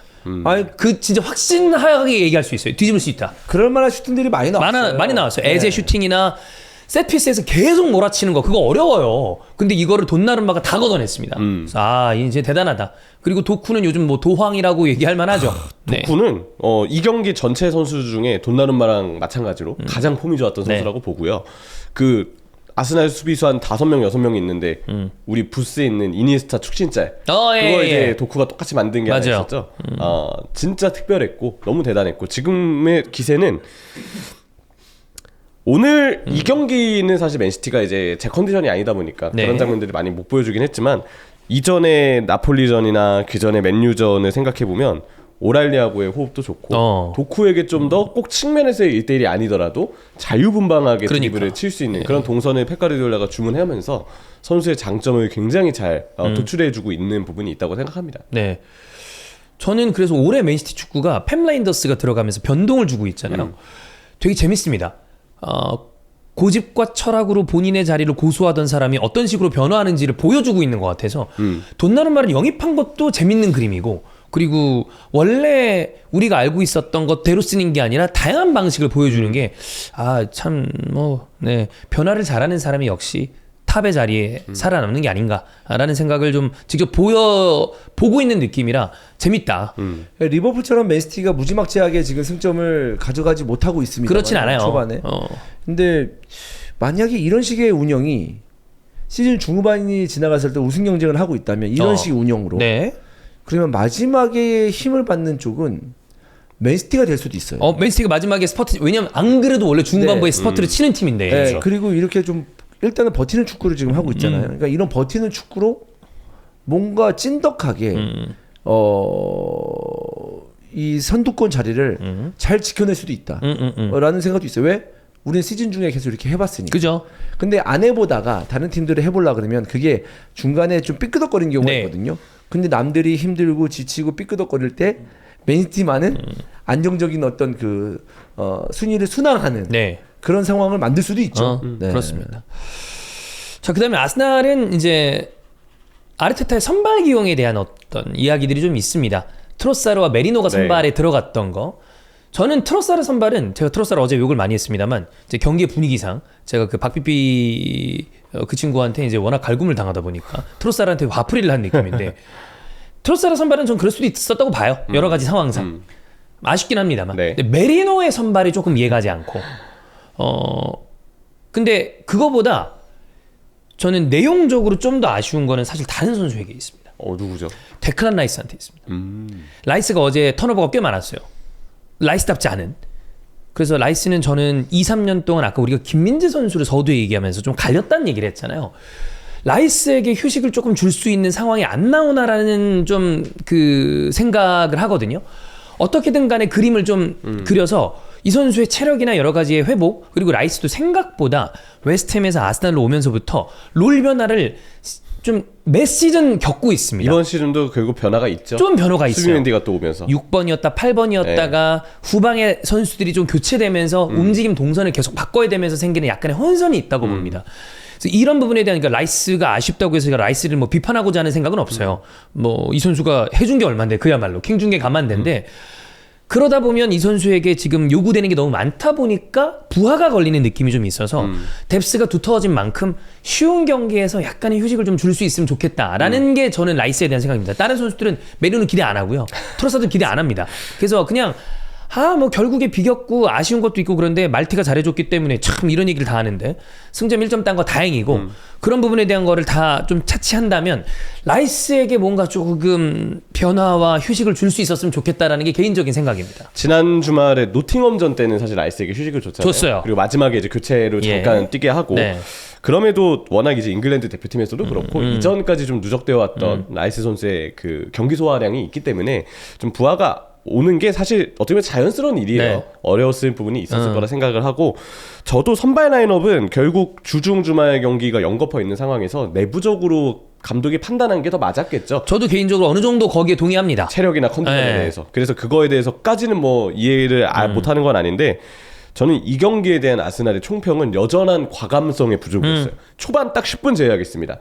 그 시간대는 아스날이 뭔가 밀고 오려고 하다가 오히려 거기서 이제 중원 경합이 밀리면서 실점을 내줬죠. 근데 그 10분 정도는 아스날이 본연의 컨셉대로 한번 우리가 해보자라는 느낌이 들었는데 실점 이후로 10분에서 한 30분, 40분 정도까지는 너무 과감함이 부족했어요. 네. 특히 가장 아쉬웠던 부분은 중앙 공략 시도가 거의 없었다는 거. 중앙에서 볼을 받아주기 위한 움직임보다는 측면의 포지션을 딱 넓은 공간, 안쪽 하프 스페이스 공간 2명씩만 딱 자리를 잡으려는 시도만 있었을 뿐인데 그러다 보니까 중앙으로 침투 시도가 별로 없는 거예요. 메리노 그 야유받았던 장면이 한 번 있었어요. 네. 중앙에서 볼 잡아야 되는데 본인이 측면으로 빠졌다가 그걸 또 뒤로 보내는 거죠. 그때 에미레이츠의 홈팬들이 야유를 꽤 세게 보냈거든요. 그런 부분에서 지금 같은 상황에서 오히려 상대의 수비와 미드필더를 좀 아스날도 뚫기 위해서 적극적으로 네. 시도를 해야 되는데 그게 안 나왔던 것에 대한 아쉬움이 있었고 다행히 그 이후에 맨시티가 체력적으로 힘들어하면서 아스날이 이제는 좀 원래 컨셉대로 중앙도 활용할 수 있는 상황들이 나오기는 했는데 그 이후에 후반전 한 60분부터 90분까지 정말 박스 쪽으로 시도가 거의 없었거든요. 붙이는 선택이라거나 좀 더 과감하게 뭔가 골문을 공략할 수 있는 그런 시도들이 있어야 됐는데 그러지 못했다. 마지막에 마르티넬리가 영웅이 되어줘서 정말 다행인데 경기 내내 밀집 수비를 상대하는 것에 대한 아이디어의 부족함. 물론 어떤 팀이어도 그걸 뚫는 건 쉽지가 않지만 본연의 아스날이 보여줄 수 있는 경기력보다 좀 과감함이 부족해 보였기 때문에 너무 조심스러워하는 게 아닌가 약간 이런 인상이 지워지지 않았던 저 경기 내용이었다고 생각했습니다. 네. 그러니까 전반 끝나고 메리노가 교체가 됐잖아요. 그죠. 사실 그 부분에 있어서는 뭐 감독의 원래 플랜이 있을 수도 있겠지만 사실 전반 끝나자마자 라커에 있었을 때 너 쉬어 이게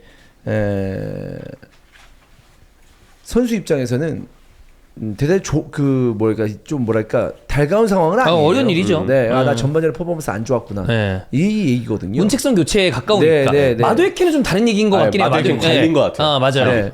네. 왜냐면 사카라는 선수가 있으니까 또 1등을 지고 있으니까 오케이. 그런 거고 메리노의 교체는 제가 봤을 때 그 좀 잘 안 풀린다. 좀 움직임이 생각보다 좀 원하는 대로 안 된다라는 생각이 좀 있지 않았을까라는 생각이에요, 사실. 뭐 아르테타는 그렇게 얘기할 수도 있을 것 같아요. 외대고로도 부상이고 카이 하베르츠도 부상이고 그러니까 원래 써야 될 수 있는 선수들이 부상으로 못 나오다 보니까 메리노를 어쩔 수 없이 선택을 한 거다라고 얘기하는 것도 뭐 아주 이해가 안 가는 건 아니긴 한데 메리노는 이제 미드필더를 안 썼으면 좋겠어요. 그냥 아스날보다 많이 전력이 떨어지는 팀이랑 하는 거 아니면 거기에서 그 어떤 영향력도 보여주지 못합니다. 솔직한 얘기로는 저는 메리노는 평가가 끝났다고 보거든요. 돌아오는 여름 이적 시장에 바꿔야 됩니다. 그냥 그 정도 생각밖에 들지 않는다. 오히려 이제 그래도 스페인 라리가에서 뛸 때 소시에다드에서 뛸 때는 경합과 같은 수치가 괜찮았기 때문에 중앙 미드필더로 이 선수가 단단한 면이 있으니 경합도 이겨주고 좀 싸워주고 상대의 수비 미드필더 사이에 그 진입도 잘 해주고 이런 걸 기대했는데 오히려 좀 많이 피하고 있어요. 네. 제가 느끼기에는 프리미어리그에 워낙 그 피지컬적인 그 경합이 많은 부분에 대해서 타리그에 있던 선수들이 보통 적응을 많이 어려워합니다. 그런 부분에서 메리노가 사실 2년이 이미 지났는데도 뉴캐슬 시절까지 포함을 하면 더 지났어요. 그죠. 본인의 스타일이 좀 안 맞는 부분이 미드필더도 뛸 때에 한해서는 좀 있어 보입니다. 아니 근데 스페인 국가대표팀을 국가대표 선수를 막 이제 뭐 이적시키는 게 쉬운 일은 아니잖아요. 사실. 그렇긴 하죠. 좀 잘 쓰고 싶다 이런 생각이 네. 분명히 들 텐데. 네, 그래서 잘 모르겠습니다. 뭐 그렇다고 해서 뭐 이날 경기에서 메리노가 무슨 승점 3점을 따냈는데 잘 못한 원흉이다 이렇게 말하기엔 좀 그 정도까지는 네, 아니긴 그 한데 정도까지는 아니니까. 좀 되게 아쉽죠. 그렇습니다. 어쨌든 아스날은 뭐 다행이긴 해요. 네. 네. 왜 사카 거리는지 알겠더라고요. 사카랑 마두에케 차이가 좀 있었어요. 그러니까 마두케도 잘했어요. 잘했는데 사카가 훨씬 더 위력적인 장면을 만들 수 있는 가능성이 있구나라는 생각이 들더라고요. 저는 그거 보니까 마두에케를 좀 잘 데려왔다는 생각이 또 드는 게 사카가 들어왔을 때 위력은 여전했습니다. 근데 마두에케가 있을 때 사카가 너무나 그립다라고까지 생각이 안 들 정도로 고군분투하고 있는 게 최근에 있어서 이제 그건 있죠. 왼쪽에서 좀 잘해주면 좋겠다. 마두에케가 그러면 너무 해피한데. 진짜 좋은 그림. 네, 너무 그림이 좋으니까. 에제는 앞으로 공민을 써야 돼요. 네, 거기가 좋아요. 진짜. 물론 약간의 이슈가 있었지만 결국 마르티넬리 골도 에제 패스에서 나왔습니다. 네. 그 자리에서 좀 더 위력적인 것 같아. 근데 그 상황에서 그 에제이의 그런 패스와 네. 마르티넬리의 트래핑 그리고 슈팅은 대단했습니다. 그래서 저는 먼저 얘기할 선수는 당연히 마르티넬리고요. 왜냐하면 어려운 상황이었어요. 그거는 대단합니다. 정말. 거기서 와.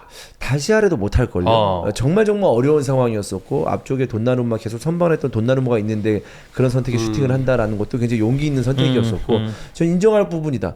저는 마르티넬리가 중요한 골을 지금 많이 넣고 있거든요. 최근 두 경기에서 2경기 연속 넣고 있는데 모르겠어요. 이거 이번 시즌만큼은 튈 수도 있어요. 마르티넬리가. 지금 사실 아스날 팬들이 갖고 있는 생각은 비슷한데 말티가 선발이 아니면 됩니다. 그러니까 서브로 나왔을 때 이 선수가 생각보다 성실하고 빠르게 뛰는 선수라 트로사르도 똑같아요. 서브로 나오면 이 선수가 생각보다 스탯이 잘 찍힙니다. 프리미어리그에서 교체 투입되고 가장 많은 스탯을 기록한 선수가 아마 트로사르일 거예요. 네. 그 둘이 써보면 문제가 없는데 얘를 선발로 쓰니까 이제 골 때리는 거였었거든요. 근데 지금 어쨌든 서브로 나와가지고 두 경기 연속에 빌바오전, 아틀레틱 클럽전도 결승골이었고요. 그다음에 이번 경기도 동점골이었기 때문에 두 경기에서 따낸 승점이 혼자 4점이에요. 그럼 대단한 거죠. 그래서 어제 라이브 때도 얘기했지만 2주간은 마르티넬리 욕하지 않겠다. 2주. 골의 어떤 그 중요성과 순도가 너무 좋죠. 네, 멋있음을 봤을 때는 한 4주는 제가 좀 해야 되지 않나. 본인이 만약 나를 4주는 욕하지 말아야 되지 않냐라고 마르티넬리가 얘기한다면 저는 그간 그의 플레이를 다시 녹화해서 보여줘야 된다. 2주 준 것도 많이 준 거다라고 생각합니다. 근데 제가 봤을 때 또 할 것 같아. 서브로 나오면 좋겠어요. 뭔가 또 할 것 같아요. 스타일이 지쳐있는 수비수가 그게 딱이야. 가장 까다로운 스타일이에요. 그러니까 상대가 마틴이 가 있을 때 마르티넬리가 들어가면 진짜 위협적이에요. 그걸 계속 만들어주는 게 저는 아르테타가 마르티넬리를 위한 것이다. 근데 이 아저씨가 문제가 뭐냐면 주급이 18만이거든. 그러니까 서브로 쓸 주급이 아니긴 해. 높네요. 이거 너무 높여놨어. 네. 근데 그래도 서브 써야 됩니다. 자, 이렇게 어쨌든 핵심적인 경기 두 경기 봤고요. 토요일의 경기가 머지사이드 더비가 있었고 브라이튼 토트넘 경기가 있었습니다. 형철이가 아까 얘기했던 것처럼 더블 헤더를 한 건데 리버풀 5연승입니다. 네. 내용, 실점을 한다 이거는 저는 중요하지 않다. 결국에 아스날이랑 우승 경쟁을 한다라고 봤을 때 두 팀이 지금 그림으로 맞대결에서 아스날 패배했고 맨체스터 시티전에서 2점 드롭했습니다. 그럼 총 5점 드롭이에요. 그 와중에 리버풀은 단 한 점도 놓치지 않고 15점을 다 땄습니다. 그렇죠. 그래서 지금 5점 차 1위를 초반에 리버풀이 좀 달리고 있는데 벌써 치고 나간 거예요. 그렇죠. 아틀레티코전도 그렇고 이 경기도 그렇고 전반전에 보여준 경기력은 저는 되게 좋았다고 생각해요. 번니전과 그 이전에 좀 답답했던 경기와는 역시 달랐습니다. 점점 나아지고 있다, 올라오고 있다라는 게 보였고 특히 우리 입중계하셨던 우리 형님들도 칭찬을 많이 하셨지만 흐라벤베르가 진짜 초반 폼 축신입니다. 지금 프리미어리그 내 최고의 미드필더, 그러니까 중앙 내지는 수비형 미드필더 누구냐라고 얘기를 하면 사실 당연히 맨시티 로드리가 얘기 나올 것이고 아스날 라이스도 빼놓을 수 없고요. 그 다음 첼시의 카이세도 그리고 리버풀의 흐라벤베르를 얘기해야 됩니다. 네. 이 순간 지금 누가 가장 폼이 좋느냐라고 얘기하면 저는 단연 흐라벤베르다. 로드리는 이제 부상에서 복귀했고 카이세도는 여러 가지 팀의 상황이 쉽지 않고 라이스는 지금 아까 저희가 말씀드린 것처럼 체력적인 이슈와 계속되는 롤 변경 때문에 좀 어려워하고 있는 부분이 있습니다. 근데 흐라벤은 그 축직먹이 얘기를 했었는데 지난주 프리뷰 때 흐라벤을 묘한 위치에 약간 반칸 올려 쓴다. 그렇죠. 그 포인트로 이번에도 한 골 한 개 도움했거든요. 아, 흐라벤이 너무 잘합니다. 왜냐면 이 공격형 미드필더나 혹은 최전방의 에키티케가 미끼가 되면서 네. 상대 수비나 미드필더를 끌어당겼을 때 그때 그 공간으로 파고드는 축구를 하는 게 이제 슬롯 감독의 특징이에요. 그 전진을 이제 흐라벤 베르가 좀 많이 합니다. 이번 경기는 특히 좋았던 게 브래들리도 안쪽으로 침투를 많이 해서 상대 미드필더 가너나 게이 중에 한 명을 끌어당기고 에키티켓도 부지런하게 내려와서 센터백 한 명 끌어당기고 공간을 만들어주는 상대로부터 중앙의 수적 우위를 점하기 위한 움직임들이 되게 잘 갖춰져 있었어요. 예. 그래서 제가 느끼는 이 경기에서 잘했던 선수 중에 언급하고 싶은 선수는 일단 브래들리. 그냥 전술적으로 안쪽으로 들어오는 것만으로도 구조를 만드는 데 있어서 되게 이바지한 부분이 많았다 생각을 하고요. 부여된 롤을 잘한 거죠. 그렇죠. 그리고 또 한 명은 역시 뭐 에키티케 너무 잘해줬고 흐라벤 베르 말할 것 없고 또 한 명이 전 소보슬라예요. 소보 좋더라. 초반에 시즌마다 초반에 꽤 잘할 때가 있는데 제가 느끼기엔 이 선수가 에너지가 온전히 유지될 때 예. 그럴 때 소보슬레가 되게 좋은 활약을 하고 이 경기는 이제 리버풀은 전술 특성상 살라를 위에 남겨두면서 오른쪽 커버를 누군가가 네. 수비 시에 해줘야 되는 게 중요한데 그런 부분에서 소보슬레이가 되게 중대한 에버튼 왼쪽 공격에 대한 수비를 많이 해냈습니다. 네네. 그래서 경기를 보면서도 소보슬라이가 이래서 공미에 필요하구나. 비르츠라는 선수가 가져다줄 창의성과 유기적인 움직임도 물론 좋지만 당장 소보슬라이가 수비 커버를 하는 데 있어서는 좀 안정된 구조를 만들 수도 있구나라는 것도 이번 에버튼전을 통해서 리버풀이 느낄 수 있는 부분이지 않았을까 싶긴 합니다. 에키티케가 개인적으로 굉장히 사실 결정력에 약간은 문제가 있을 수도 있다라는 요소가 있었던 선수인데 골 계속 넣어주고 있고 글쎄요 흐라벤 너무 좋아서 뭐 리버풀은 지금 내용적인 측면에서 약간 아쉬움이 있다 손 치더라도 초반에 발이 다 안 맞을 수도 있는 상황에 이렇게 승점 드롭을 안 하고 간다?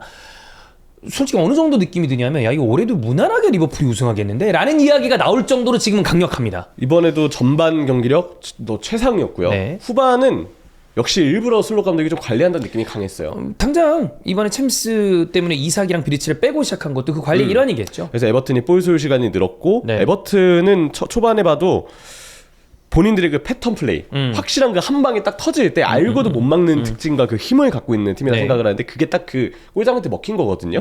근데 그 이후에는 또 리버풀도 적재적소에 교체를 하면서 에너지 레벨을 좀 채워주고 그러면서 다시 버텨내는 힘이 생기더라고요. 네. 결국은 버텼습니다. 네. 누군가는 후반에 왜 후반에도 지배를 못합니까? 왜 후반에도 이렇게 불안합니까? 라는 얘기가 당연히 나올 수밖에 없어요. 매 경기 이렇거든요. 특히 리버풀이 2대0 리드 2대0 나오면 항상 그 뒤에 실점을 합니다. 바로 골 사실 한 골 먹히자마자 야 이거 또 2대2 되는 거 아니야? 근데 사람들이 얘기하는 게 야 2대2 됐다가 또 80 몇 분에 골 넣어서 3대2 이기겠지.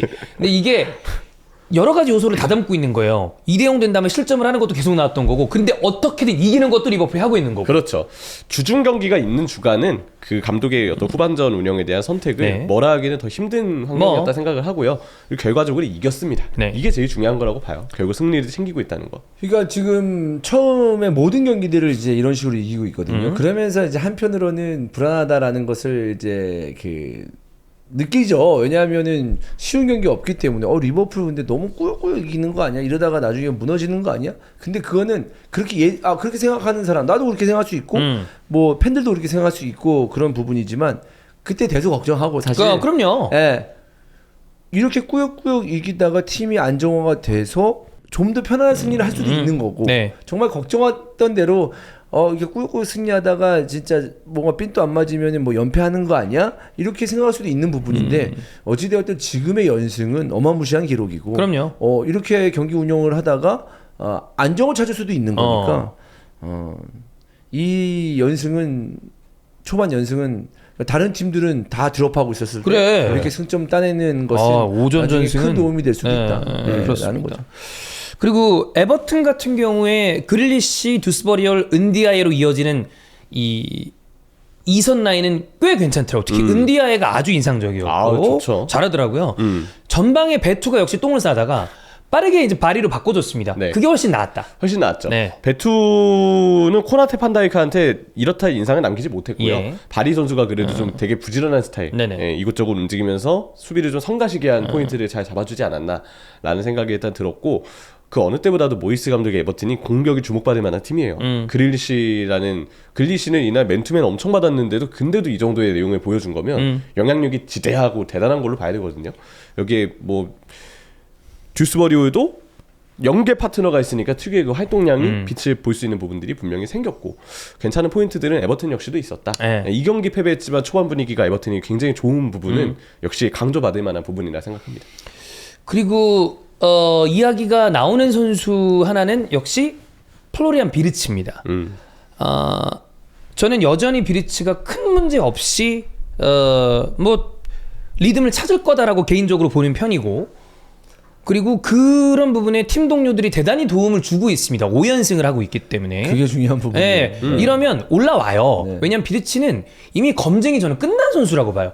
이 선수가 될지 안 될지를 고민하는 거는 저는 좀 안 맞는, 보여준 게 대단히 많은 선수이기 때문에 어린 나이에도 불구하고. 단 그건 있습니다.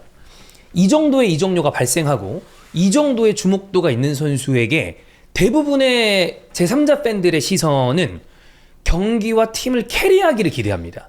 근데 그 부분이 안 나온다라고 하면 일정 정도 지금 적응하는 타이밍에 되게 냉정한 시선이 날아오는 거는 비단 한국뿐만은 아니다. 현지에서도 비슷해요. 근데 이거를 이겨낼 수 있을 만한 실력을 가지고 있다고 우리가 모두 판단하기 때문에 대부분 비리치에 대해서 좀만 기다리자라는 얘기를 하는 거죠. 그렇죠. 네. 그리고 창의적인 움직임을 분명 보여주고 있어요. 수비를 끄는 움직임, 미드필더를 잡아 끄는 움직임. 그 하이라이트가 나온 장면이 리버풀이 이제 올 시즌 첫 골 넣었던 에키티케 본머스전 골 장면 보면 비르츠가 타일러 아담스 끌어당기면서 맥칼리스터가 에키티케한테 패스 줄 수 있는 공간이 네. 생기거든요. 그런 류의 플레이를 비르츠가 항시 하고 있습니다. 이거는 리버풀에서 비르츠가 가장 잘해주는 플레이고 팀 내에서도 가장 믿고 맡길 수 있는 플레이고 그러면서 동료들의 플레이가 살아날 수 있는 부분이 네. 있어요. 하지만 그런 비르츠조차도 살리지 못하는 윙포워드들이 문제. 그게 이제 답답함을 좀 주고 혹은 스탯이 안 나오게 하는데 일조하는 부분이 있다고 보는데, 저는 뭐 비르츠는 지금 다들 새롭게 프리미어리그에 온 선수들 거의 대부분은 피지컬적인 경합에는 애를 먹습니다. 고생해요 다. 네, 다 지금 적응기를 좀 거치고 있다 생각을 하고 전반기는 그래서 이런 부분에 대해서는 좀 길게 기다려야 되지 않을까. 그냥 길게 기다리게끔 팀이 해주고 있는 거죠. 그게 맞아요. 대단한 거야. 여기서 네. 만약에 팀이 뭐 승리하지 못하고 한 2무만 껴 있어도 얘기 나옵니다. 만약에 2승 1무 2패 했다. 네. 그러면 비르치에게 나오죠. 지금보다 훨씬 많이 나옵니다. 훨씬 많이 나오죠. 저는 기량을 비교하려는 건 아닙니다. 카이 하베르츠가, 아스날 팬들은 카이가 어떤 전술적인 가치가 있는지에 대해서 다 인지해요. 굉장히 많은 움직임을 보여주고 전방에서 수비수들을 괴롭히면서, 그래서 강팀이랑 경기했을 때 카이가 있는 거랑 없는 거랑 많이 달라요. 근데 카이 하베르츠는 여전히 타팀 팬들에게는 어우 저거 저 또 못 넣겠지, 쟤는 뭐예요? 이런 이야기를 듣는 선수입니다. 근데 비르치가 그 정도 이야기를 들을 만한 플레이를 했다 이런 것도 아니고, 그 다음에 뭐 그 선수들의 기량이 누가 더 높다, 비르치가 더 높습니다라고 저는 생각하는데, 그거랑 별개로 지금의 비르치의 모습이 리버풀 위주로 경기를 보시는 분들에게는 전략적인 움직임을 많이 가져오고 있습니다만, 사실 지나가면서 보는 팬들에게는 공포가 중요하거든요. 골이랑 어시스트. 그래서 그런 부분이 이제 터져 나오면 아마 물꼬가 좀 열리지 않을까라고 본다. 그리고 리버풀의 성적은 방금 형이 얘기한 거 저도 100% 동의하는데, 비르치에게 계속 시간을 벌어주고 있습니다. 천천히 해라. 적응하면 된다. 골만 나오면 된다. 5연승을 하는 이 팀에게 반대로 저는 요케레스도 아쉬운 거 되게 많아요. 왜 이렇게 둔탁하지? 저걸 저렇게밖에 못하나? 어제도 보여준 게 많지 않아요. 네, 장면이 나와요. 네. 근데 이게 만약에 어쨌든 골이 안 나오고 답답한 경기가 나오니까 요케레스한테 이런 부분이 나오는데도 불구하고 어쨌든 3승 1무 1패면 아스날도 그냥 가고 있는 거거든요. 그러니까 얘기가 좀 덜 나오는 거야. 만약에 여기서 조금 더 미끄러졌다. 얘 지금 가로 됐습니다. 근데 이런 상황에서도 그나마 얘기가 좀 덜 나오는 거는, 아스날 팬들이 실드를 칠 수 있는 부분이 일정 부분 있는 거는 아주 미끄러지지 않고 있기 때문에 버텨주는 게 있다. 그런 걸로 봤을 때 저는 리버풀이 그래도 한두 번은 좀 미끄러지길 좀 기대를 했는데 뭐 도당체 미끄러질 생각을 안 하니까, 그러니까 지금 분위기가 뭐 리버풀이 또 우승하겠네 라는 이야기가 나오는 게 이상하지 않다라고 보입니다.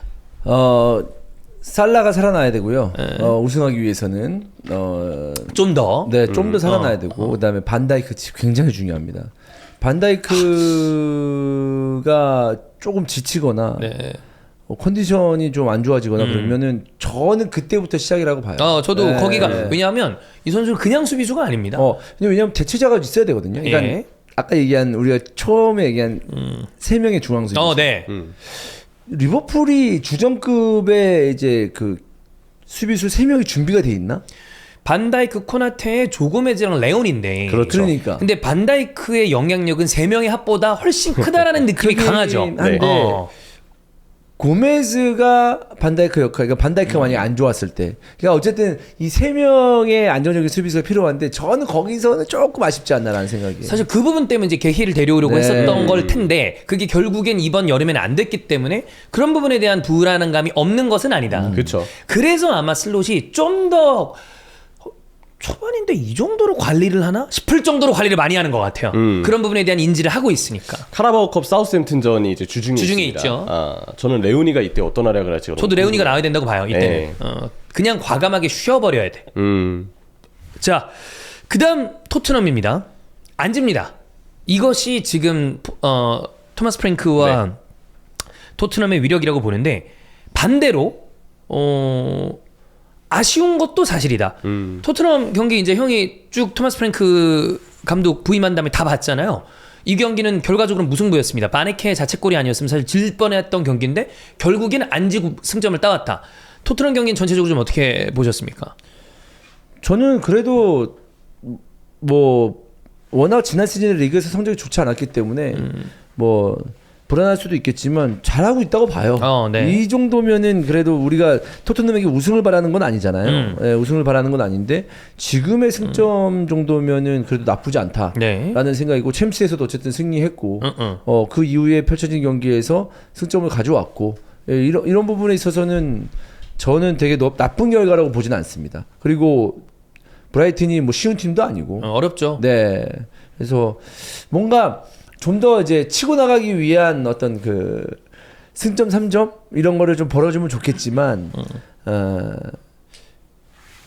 되게 나쁘지 않지 않아요? 딱 보면은. 네, 괜찮아요. 네. 오히려 선수단이 아쉽죠. 왼쪽 윙들. 답답해. 오도베르든 뭐 존슨이든 다 답답하죠. 오른쪽 쿠두스는 뭐 너무 좋고 시몬스는 역시 아까 얘기했던 대로 이 선수도 적응 중에 있는 선수이기 네. 때문에 냉정하게 판단하기보다는 좀 유보를 하는 게 맞다고 보고 왼쪽이 아쉽죠.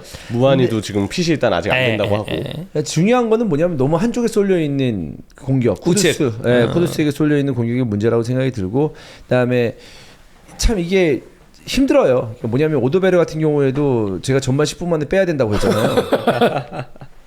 근데 그 이후에 또 플레이가 또 나쁘지 않더라고요. 근데 우도기를 그래도 좀 많이 받쳐줬어요. 왜냐면 존슨 나오고 나서 우도기의 그런 움직임이 확 안 보였거든요. 완전히. 그러니까 그 힘은 있어요. 수비 라인의 힘도 있고 골키퍼도 준수한 골키퍼고 팔리냐 적극적이고 그건 괜찮다고 보는데 그 앞쪽에서의 창의성과 파괴력이 많이 떨어진다라는 거고, 이거는 뭐 솔랑키가 부상해서 복귀하던가 아니면 또 이 어린 선수들이 또 성장을 하던가 존슨이 왼쪽에서의 적응을 빨리 하던가 쿠두스는 오른쪽에 뛰어야 되니까 그런 것만 해결이 된다면은 뭐 이상적인 결과가 계속 나올 것 같은데, 중요한 게 뭐 베리발도 그 다음에 오도베르도 전체적으로 봤을 때 좀 하나 아닌가 하나 아닌가 아닌가 아닌가 하나, 이 경기장 안에서의 이 플레이의 기복이 심해요. 베리발도 좀 비슷했죠. 네, 베리발도 그래요. 분명 작년보다는 대단히 발전을 했지만 아직 그걸 꾸준히 쭉 보여주기에는 조금 왔다 갔다가 있어요. 그러니까 안정감이 좀 떨어지는 느낌이라는 거죠. 그래서 아니 어떻게 선수가 볼을 잡았을 때 10번이면 10번 다 잘합니까? 근데 좋은 선수라 하면 10번 중에 7번, 8번은 그렇지. 그냥 보통 이상의 플레이를 좀 보여줘야 된다고 생각을 하는데 10번 중에 대여섯 번이 뭐지? 라는 플레이가 보여지면 그 선수의 평점은 깎일 수밖에 없거든요. 그리고 이건 동전이야. 네. 이거 왓뒤 아니에요. 예. 그런 플레이들이 좀 많이 있었다. 그게 좀 제일 아쉽다라는 거죠. 그래도 프랭크가 오고 일단 이 경기는 브라이튼이 진짜 역습의 퀄리티를 너무 잘 보여줘서 민태 무서워. 김민태 씨. 진짜 폼이 좋습니다. 반대로 미토마가 너무 무거웠고요. 그 미토마가 조금 더 잘했으면 저는 토트넘이 이 경기 승점 1점 못 가져왔다고 봅니다. 초반에 브라이튼이 힘을 빡 주고 정말 네. 기세가 되게 좋았는데 진짜 미토마가 잘했으면 상황은 되게 많이 역전됐을 거라 보고요. 그럼에도 프랭크 감독이 물론 실점을 일찍해서 선수들에게서 압박을 주문한 것도 있지만 자신의 이 경기에 대한 브라이튼에 대한 맞춤 전술 플랜 A, 그에 대한 확고한 그 어떤 이유가 있어 보이더라고요. 왜냐면 압박을 해서 최대한 브라이튼의 패스 전개를 방해하다 보면 네. 실수를 유도할 수 있을 것이다. 끊임없이 압박을 지시했고 선수들에게 요구를 했는데 실제로 골 장면들이 그런 상대의 실수 유도에서 나왔어요. 그죠. 역습을 높은 위치에서 끊으면서 그리고 벤탄쿠르의 공격 가담을 더 프리하게 맡겨주면서 그런 구조가 나왔는데 우도기의 폼이 좋았던 거, 벤탄쿠르가 압박을 하면서 볼 탈취 이후에 역습이 나왔던 것 이런 부분들은 프랭크 감독이 그만큼 선수에게 개별적으로 또 되게 명확한 경기 컨셉을 지금 주고 있다. 근데 이 컨셉은 경기마다 다를 거예요. 네. 그래서 토마스 프랭크가 보여주는 경기 스타일에 대해서는 여전히 기대할 수 있는 부분이 많다라고 느끼고요. 베리바이도 정말 연계 때 안 내려오고 계속 박스 쪽에 있는 거 봐선 이건 제가 볼 때 이것도 감독 지시예요. 근데 그 또한 명확한 이유는 있다. 톱 자리에 있는 히샬리송이 경합을 이겨주고 센터백을 끌어당겨줘 이제 파고들 수 있는 공간에 선수가 필요하니까 그래서 베리바에게 계속 그런 역할을 맡기는 것 같은데 아직 그 예기치 못한 공미 자리 2명의 부상, 네. 쿨루셉스키, 메디슨 부상이 일단 너무 컸죠. 그러다 보니까 팀이 공격 전개를 하는 데 있어서 지금은 매끄러울 수 없는 부분이 많다고 생각이 들어요. 이런 사고는 예방할 수 있는 게 아니니까. 그럼에도 팀이 0대2 상황을 따라잡을 수 있을 정도로 새 감독에게 선수들이 좀 많이 호응해 주려고 하고 있다는 것. 그리고 나름 프랭크가 포인트를 주고 있는 부분들은 다 명확한 이유가 있어 보인다는 것. 네. 효과도 거두고 있어 보인다. 있다라는 거. 저는 이게 지금 토트넘은 되게 긍정적으로 이 경기도 어쨌든 안 졌으니까 긍정적으로 볼 수 있게 하는 포인트인 것 같습니다. 그렇습니다. 그래서 그 토트넘 경기 보는 게 다른 의미로 이제 작년에는 좀 짜증나는 순간들이 있었어요. 근데 올해 토트넘 경기 보는 건 재미 포인트가 좀 있습니다. 어떻게 좋아질 것인가? 그리고 토마스 프랭크는 볼만한 감독이기 때문에 그렇지 않나. 네. 자, 요 정도로 주요 경기들과 프리미어리그 체크를 해봤는데 리버풀이 너무 잘 나가요. 뭐 좀 미끄러져 줘야 좀 재미가 있는데 너무 그냥 5승이야. 저희는 재밌습니다. 네. 근데 펠리스가 저는 좀 근데 걱정이죠. 이런 일정 속에서 만약에 리버풀이 계속 이렇게 나간다면 혹자는 재미없을 거다 뭐 아니면 재미없다 너무 누가 독주하니까 이렇게 얘기할 수도 있다고 봐요. 만약에 이게 쭉 오래 된다면 내년 어떤 네. 1월 2월까지 저는 그렇게 된다면 더 리버풀 인정할 겁니다. 너무 강력하죠. 이렇게 만약에 이 물론 중간에 흔들림도 있겠지만 어느 정도 계속 선두권을 꽉 잡고 그러니까 선두를 꽉 잡고 이런 식으로 올라간다면 꾸역꾸역이든 쉽게 올라가든 하면 이 일정 속에서 이렇게 버틴다 이거는 말이 안 되는 거예요. 네, 그래서 그러면은 리버풀 재미없다라고 리그를 얘기하면 안 되죠. 안 되죠. 그러니까 네. 그거는 이제 그거죠. 그냥 약간의 질투에 가깝죠. 질투도 할 필요도 없다. 엄청나게 대단한 거다. 네. 라고 나 앞으로 얘기할 것 같아요. 심지어 이삭 비리치는 아직 다 적응되지도 않았는데. 그렇습니다. 네. 자, 그럼 오늘 여기서 마무리하고 다음 시간에 뵙도록 하겠습니다. 고맙습니다. 고맙습니다. 감사합니다.